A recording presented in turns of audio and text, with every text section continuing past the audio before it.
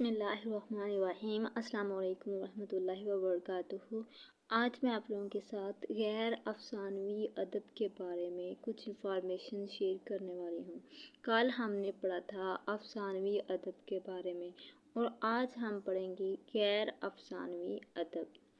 سوانح عمری بایوگرافی۔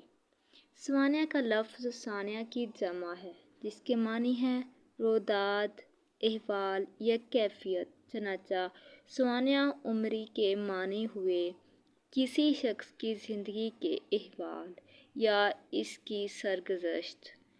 آپ بیتی کیا ہوتی ہے؟ اپنی زندگی کے حالات و واقعات کا بیان۔ آپ بیتی یا خود نوشت کہلاتا ہے۔ سوانح عمری میں شخصیت یا فرد کی زندگی کے بارے میں اپنی بساط کے مطابق بنظر غیر لکھا جاتا ہے، جبکہ آپ بیتی لکھنے والا من آنم کے من دانم کے مصدق اپنے حالات بقلم خود بیان کرتا ہے۔ ہاں میں باغی ہوں جاوید ہاشمی، میں اور میرا پاکستان عمران خان صنف کے اعتبار سے آپ بیتی ہیں۔ چند اہم اصناف سخن۔ نظم عربی زبان کا لفظ ہے جس کے معنی موتیوں کی ایک لڑی میں پرونا کے ہیں، لیکن ادب کی اصطلاح میں لفظوں کا معینہ ضابطوں کے مطابق استعمال نظم کہلاتا ہے اور یہ لفظ نثر کے متضاد کے طور پر استعمال ہوتا ہے۔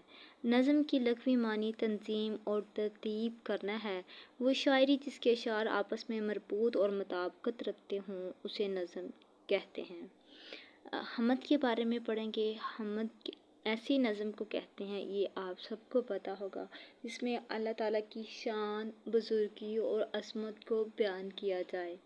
مناجات کیا ہوتی ہے؟ مناجات کے لغوی معنی باہم راز و نیاز کہنا کے ہیں، مگر اصطلاح میں مناجات ایسی نظم کو کہتے ہیں جس میں خدا کی تعریف کے ساتھ ساتھ اپنی عاجزی فروتنی ظاہر کر کے دعا اور التجا کی جائے۔ ٹھیک ہے۔ قصیدہ کیا ہے؟